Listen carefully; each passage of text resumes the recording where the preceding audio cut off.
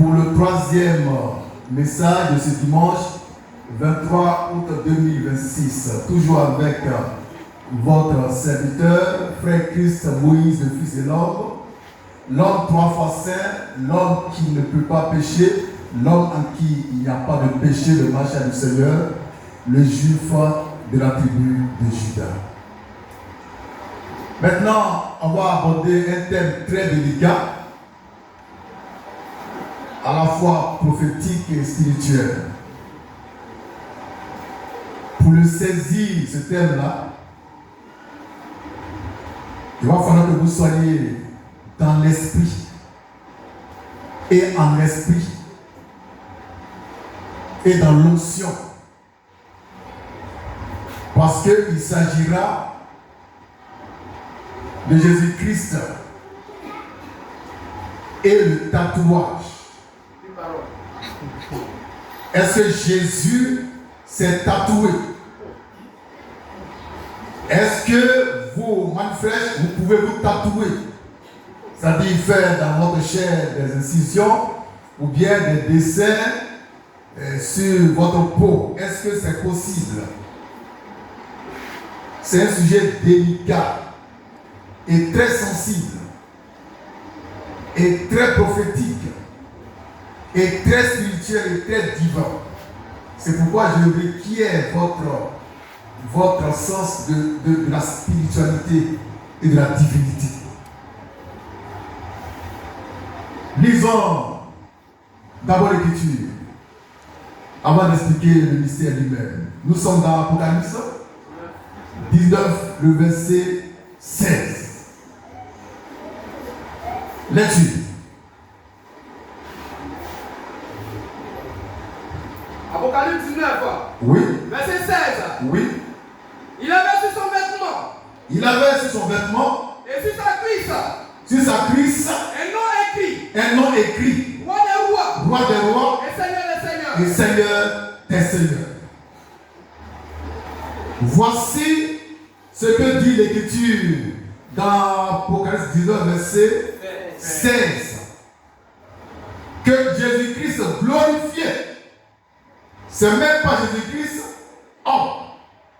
Jésus-Christ glorifié assure son vêtement. Sur sa cuisse. Sa cuisse est écrit Roi des rois, Seigneur des seigneurs. D'où la question, est-ce que Jésus-Christ glorifié était tatoué? Est-ce que Dieu était tatoué? Il y a des chrétiens qui disent que Jésus était tatoué. Et que eux-mêmes, ils vont se tatouer. Mais la manifeste donne sa position de façon claire et précise, comme toujours. Amen. Le texte qu'on a lu là est un texte prophétiquement prophétique. Amen. D'une grande hauteur spirituelle.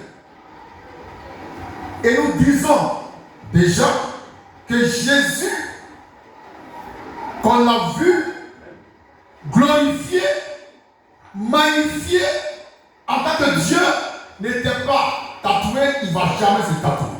Amen. Amen. Jésus ne peut pas prendre de l'encre et écrire sa cuisse. Ce n'est pas un oubli. Jésus n'est pas un oubli pour se tatouer. Et remarquez où se trouve le tatouage, d'après l'Écriture. Sur sa cuisse. L'homme des affaires sérieuses. Oh, la parole.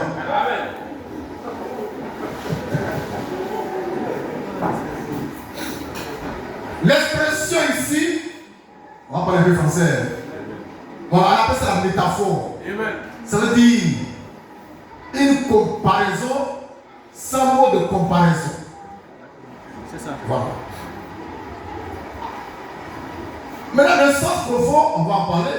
Amen. Mais on retient que Jésus-Christ, Dieu glorifié, ne peut pas se tatouer. Surtout pas sur la cuisse. Maintenant, regardez-moi. J'enlève mon vêtement, mon beau pas. Regardez-moi attentivement. Qui voit mes deux cuisses? Qui voit mes cuisses? N'ayez pas peur. Je parle de mes cuisses. Vous ne voyez pas les cuisses? Voici ma cuisse. Voici ma cuisse. Mais c'est pas ma chair. Je reprends. Voici ma cuisse. Voilà ça. Voici cuisse. Mais si tu vois ma peau. Non. Maintenant, si je prends de l'encre et puis j'écris mon nom sur mon vêtement qui est collé à ma cuisse, on dira que j'ai écrit sur ma cuisse, mais je n'ai pas écrit sur ma peau. Vous comprenez le mystère? Donc acclamez le Seigneur.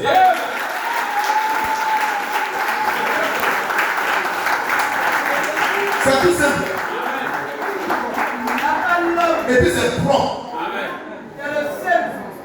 Voici ma cuisse. J'ai écrit dessus fils de l'homme. Fils de l'homme. Mais tu ne vois pas ma peau. Donc je n'ai pas écrit sur ma peau. Mais sur ma cuisse, c'est-à-dire le vêtement qui couvre ma cuisse. Il est écrit, on reprend le passage rapidement. Apocalypse 19. Oui. Verset 16. Oui. Il avait sur son vêtement. Il avait sur son vêtement, oui. Et sur sa cuisse.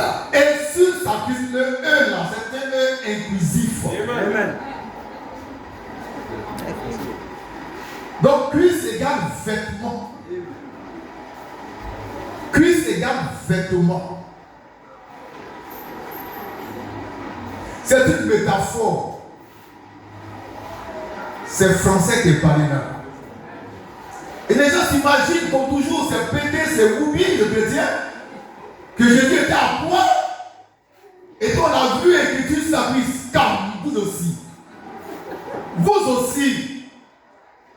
Donc Jésus, le grand Dieu glorifié, il se met à poil pour qu'on puisse voir l'écriture qui est sur la cuisse. Pourquoi? Il veut prouver quoi? Il veut prouver quoi? Je reprends. En prenant un exemple sur moi, mes cuisses. Que tu vois sans voir mes cuisses. Et chacun a sa cuisse là-bas. Voilà, Pascal, on a tapé sur la cuisse. C'est un plaisir qui a tapé sur la cuisse gauche de Pascal. Mais on ne voit pas sa cuisse, on voit le pantalon qui couvre la cuisse.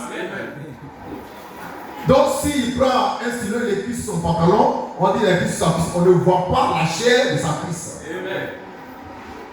C'est ce que Jésus a fait. C'est ce que Jésus a fait. Et puis, souvenez-vous de l'habillement du roi Saül, dont on en parlait il y a quelques semaines déjà, où j'ai vu dans la vision le roi Saül, dont on dit qu'il était nu, qu'il portait en dessous des vêtements de dessous.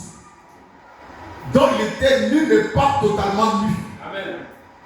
On a vu ça ici. Amen. Donc Jésus ne peut pas se mettre à poil, mais il cherche à prouver quoi? Il cherche à nous donner quoi comme message?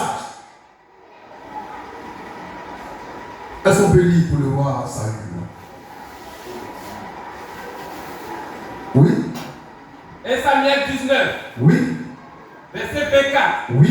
Dit semeur. Oui. Là. Oui. Il ôta comme les autres. Oui. Ses vêtements. Oui. Et resta dans un état. Oui. D'exaltation. Oui. Devant Samuel. Oui. Puis. Oui. Il se fondra. Oui. Et resta prostré. Oui. Nu. Oui. À terre. Oui. Tous ces jours-là. Très bien. Et toute la nuit suivante. Donc, il est écrit que le roi Saül était sous onction en extase, s'est déshabillé et il est resté nu tout ce temps-là. Très bien. Mais c'est la suite qui va nous situer par rapport à sa nudité. Lecture.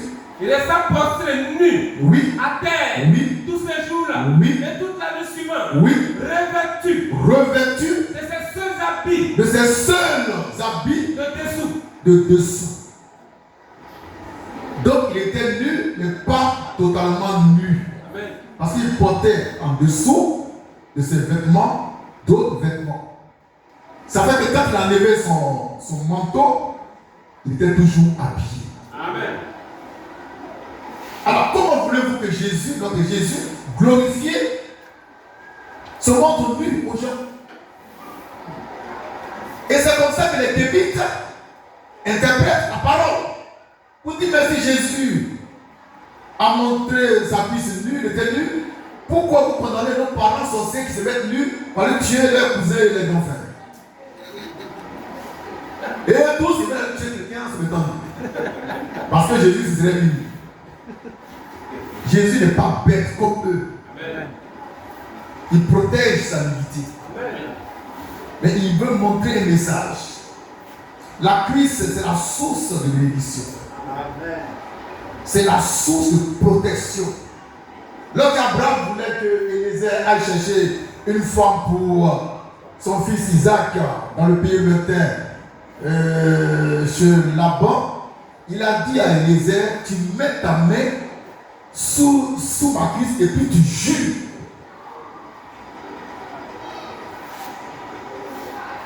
Il a scellé l'alliance en jurant sur la cuisse d'Abraham. Donc le mot roi des rois, Seigneur des seigneurs, écrit sur la cuisse de Jésus, était écrit sur le vêtement qu'il portait. Amen. Lequel recouvrait sa vraie cuisse. Vous comprenez? Amen. Et c'est le mystère de l'alliance éternelle dans la royauté, la divinité et la seigneurie. En tant que Seigneur des seigneurs, roi des rois, la source, ça vient de sa cuisse. Le mystère de la cuisse. Le mystère de la cuisse. Donc ne voyez jamais Jésus à poil se baladant dans l'espace. Beaucoup aimeraient qu'on dise que Jésus était à poil, les Kénites, là, ils vont tout de suite devenir des médiocres. Ça peut aller. Maintenant, on va lire une écriture dans Lévitique 19, 28. Jésus ne s'est jamais tatoué. Même lorsqu'il est venu dans la chair, il n'a jamais fait ça. Ce n'est pas étant glorifié qu'il va se tatouer. Jésus-Christ, homme, ne s'est jamais tatoué. Maintenant qu'il est glorifié, c'est là qu'il va se tatouer. Mais diable, qu'est-ce qu'il ne va pas Jésus? Jésus, il n'a jamais écrit sur son corps, étant homme. Il n'a jamais fait de décision dans sa chair en tant qu'homme. Mais c'est maintenant qu'il est glorifié qu'il va s'attraper, c'est pas un stylo de quoi la vie, il va se tatouer. Il va écrire sur son corps, roi des rois et tout quoi, Seigneur des seigneurs. Et après, il veut montrer quoi? Notre Jésus, ce n'est pas un oubli. Il est le Seigneur des seigneurs, le roi des rois, le Dieu des dieux. Il faut le respecter, il faut le vénérer, il faut le craindre, il faut l'adorer. Là-dessus. Lévitique 19. Lévitique 19. Verset 28. Verset 28, il dit quoi? Vous ne ferez point. Vous ne ferez point d'incision sur votre chair. Sur votre chair. Point mort. Point mort. Et vous n'imprimerez point. Vous n'imprimerez point des figures sur vous, votre corps. Et Jésus, de son vivant, quand il était dans un corps de chair, a respecté toute la loi de Moïse. Donc il ne s'est jamais tatoué. On n'a jamais imprimé dans sa chair des écritures. Il ne s'est jamais tatoué.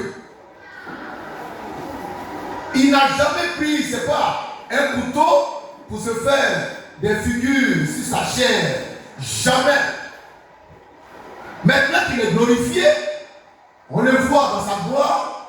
Il est écrit que sa cuisse était écrit roi des rois, Seigneur des seigneurs. Dit enfin, il s'est tatoué.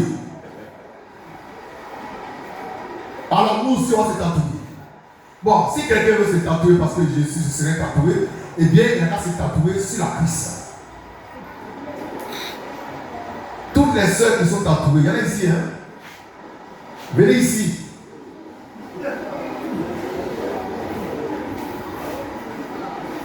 Avant que vous voulez venir à la main frère, vous étiez tatoué. Il y en a qui ont mis une petite croix ici, derrière ici, croix. Il y en a qui ont mis ça sur leur moulet. Il y en a qui ont mis ça à côté de l'SS. Vrai tatouage, ça c'est pas sur Rome. Juste à côté là, ou bien sur le ventre. Quand ça qu'elle a sur ma Bible, le mogo est un mogo tidé. Diable. On ne fait pas ça à la manne fraîche. Elles ont fait ça avant de venir, donc elles sont pardonnées. Mais à la manne fraîche, on n'a pas le droit de se tatouer. On n'a pas le droit de prendre de l'encre écrite sur son corps, ni pour faire des dessins sur son corps. Ça ne se fait pas. Parce que Jésus n'a jamais fait ça. Même étant dans son corps de chair, il n'a jamais fait ça. Donc nous, on ne fera jamais ça. Mais ceux qui l'ont fait, qui sont venus, eh bien, bon, ça va être le tatouage. Si c'est possible d'enlever ça, ils enlèvent. Sinon, c'est que sûr, il n'y a pas de souci. Amen. Jésus-Christ ne s'est jamais tatoué. Il n'a jamais fait ça. Dans le message de Apocalypse 9:16, il faut le comprendre de façon métaphorique. C'est un gros mot, hein? On va faire comment? De façon symbolique. Dans la Bible, il est écrit que Jésus, le Fils de l'homme, il y a une épée qui sort de sa bouche. D'accord. Donc, tu imagines vraiment que Jésus a une épée dans sa bouche, comme ça. Mais toi aussi. Mais oui, si on peut trouver le passé, on va dire ça. Il y a une épée qui sort de sa bouche, aiguë en plus. Donc, vous allez imaginer, effectivement, il y a une épée qui sort de sa bouche. Bon, Jésus n'a pas de langue, c'est épée. Et puis ça sort, c'est épée aiguë. Mais attends, comment tu peux comprendre Dieu comme ça?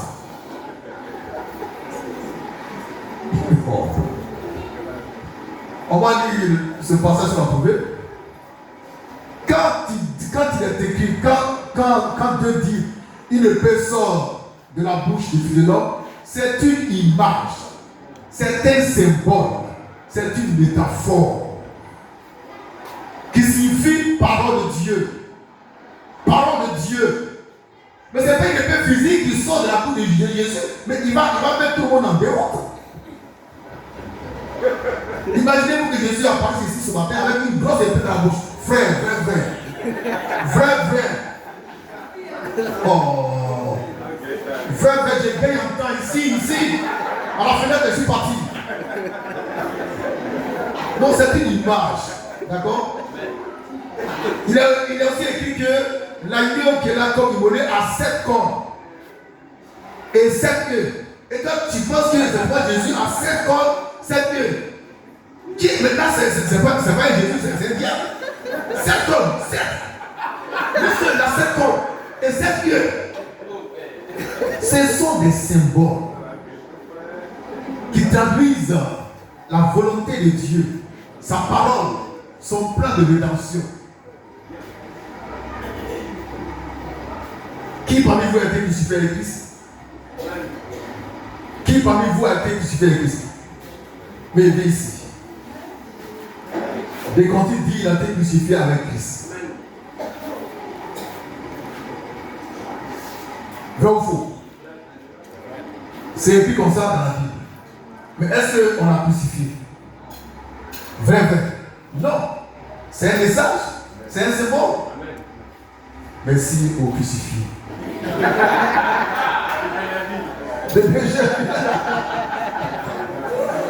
Donc, dans le livre de l'Apocalypse, il y a beaucoup de symboles, beaucoup d'images qu'on va vous expliquer un peu. Sur Jésus, là. Ce n'est pas une épée physique qui sort de sa bouche. C'est une épée spirituelle. Cette épée-là, c'est la parole de Dieu. On a trouvé le passage qu'on veut lire. On va lire rapidement. Apocalypse 1, verset 16. Oui. Il avait dans sa main droite. Oui. 7 étoiles. Très bien. 7 étoiles dans sa main droite. Donc on va compter une étoile. 2, 7. Dans sa main, il y a 7 étoiles qui brillent. C'est ça. Et dans ta pensée, c'est vraie étoile dans sa brille. 7. Hein? De sa bouche. De sa bouche. Sortait une épée aiguë. Sortait une épée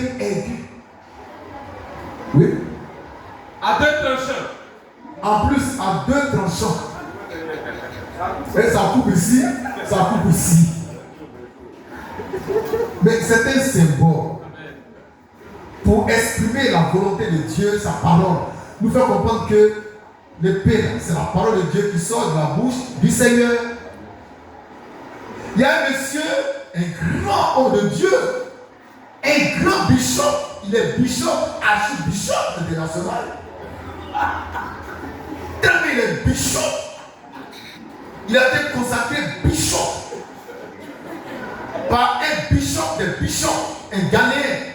Il s'appelle William Duncan. Il est venu en Côte d'Ivoire avec une grosse épée. Vraiment épée physique. C'est long, et puis c'est gros, et puis ça brille. Et puis c'est lourd. Et il est venu à Abidjan avec épée. Et il appelait le bishop, un grand bishop de Côte d'Ivoire, c'est un bishop international. Le bishop s'est mis à genoux devant ce monsieur, ce dernier, il s'appelle Duncan, William Duncan. Et Duncan, qui est archibishop, le père des bishops, a pris l'épée, une épée physique, qui était lourde. Il a pris ça comme ça. Et puis c'était en direct sur le page. Et le bishop était à genoux, notre bishop en nous. Il tend ses mains. Et le bishop ghanéen met dans ses mains l'épée qu'il a envoyée du Ghana. Et quand notre bishop a touché l'épée là, aïe, non, c'était grave. L'onction, il ne peut pas tenir, l'épée ne tombe, ça ne tombe pas. Non, l'épée est tombée. Une épée physique. Parce que dans sa pensée, l'épée qui sort de la bouche de Jésus est une épée physique. Mais lui, il a pris ça dans sa main. Par mesure de prudence, on ne sait jamais. L'épée est spirituelle, c'est la parole de Dieu. On lui a donné épée physique, et puis il tremblait, il gesticulait. On dit c'est l'épée du Saint-Esprit. Derrière, il y a sa femme. Elle aussi, elle entend. Tu dis, mais c'est quoi cette histoire d'épée qui fait trembler nos bichons? C'est pas fini, hein? Il reçoit l'épée physique. Il fait venir maintenant un Congolais, un patriarche de la RDC. Il est venu à Abidjan, dans son même temple. Il a construit une grande cathédrale de 5000 places assises. Ce matin, ils sont boués là-bas, Et le gars de la RDC, le patriarche, l'apôtre, est venu avec de l'huile d'onction. Il a reçu l'épée physique. Maintenant, on va le moindre physiquement avec l'huile d'onction venue de la RDC. Il se met à genoux devant le patriarche. Sa femme à côté. On donne de l'huile dans une corne de bœuf. Lui était dans une corne de bœuf. Et le patriarche congolais renverse l'huile sur la tête du bishop. Et puis le bishop, encore une fois, rentre en transe terriblement. Il bouge, il plonge. L'onction était trop. Et une couleur comme au temps de Aaron, ça coule sur sa barbe, ça coule sur sa tunique, ça coule, ça coupe, c'est versé par terre. Et puis il tremble, sa femme tremble. Et puis il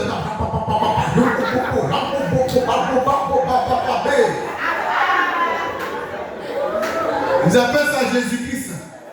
J'appelle ça Satan. L'onction est spirituelle. C'est pas de l'huile. L'épée, c'est la parole. C'est pas l'épée physique. Et comme toujours, ils vont trouver dans la Bible des passages pour se justifier. Ils ont dit, mais par exemple, Goliath avait une épée. Et quand David a tué, David a récupéré l'épée de Goliath.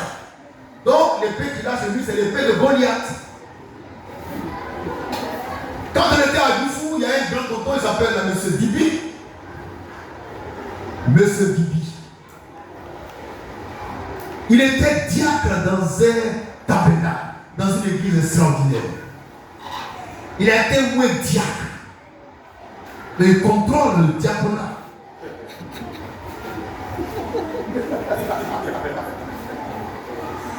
Et le prophète de son église a dit, le Saint-Esprit doit avoir une chaise spirituelle. La chaise royale du Saint-Esprit. Et puis ils sont allés fouiller à Youtubon, au sable. Il y a un coin là, où on tourne là, au sable. Ils ont jeté une chaise. Ils ont jeté une chaise qu'un bâtard a fabriquée. Et Mahométan. La chaise a été transportée dans leur église. Et le prophète de nation, il a loué la chaise qui est devenue le même jour la chaise du Saint-Esprit. Mais c'est pas fini, hein? Le calvaire de M. Bibi va commencer maintenant. Car Dieu a dit au prophète, la chaise, c'est toi seul qui as posé ton derrière dedans. Mais c'est M. Bibi qui va garder ça dans son salon. Personne ne s'assoit dedans. Toi seul. Donc chaque matin, à chaque culte, M. Bibi loue une bâchée.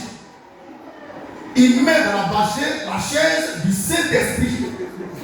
Et il est assis avec le chauffeur devant. Et on conduit la chaise, elle est vide. On la conduit jusqu'à l'arrivée au tabernacle. On la prend comme un œuf. On va la poser là où elle est posée, quelque part à l'angle là. Et puis le prophète entre maintenant. Et puis ça acclame le Seigneur. Et puis il s'assoit sur la chaise du Saint-Esprit. Après le culte, on retransporte la chaise chez M. Dibi. J'ai dit, grand frère, ça c'est pas normal. Non, toi tu ne comprends pas l'écriture. Tu ne comprends pas les choses spirituelles. Alléluia. Car c'est spirituellement qu'on en juge.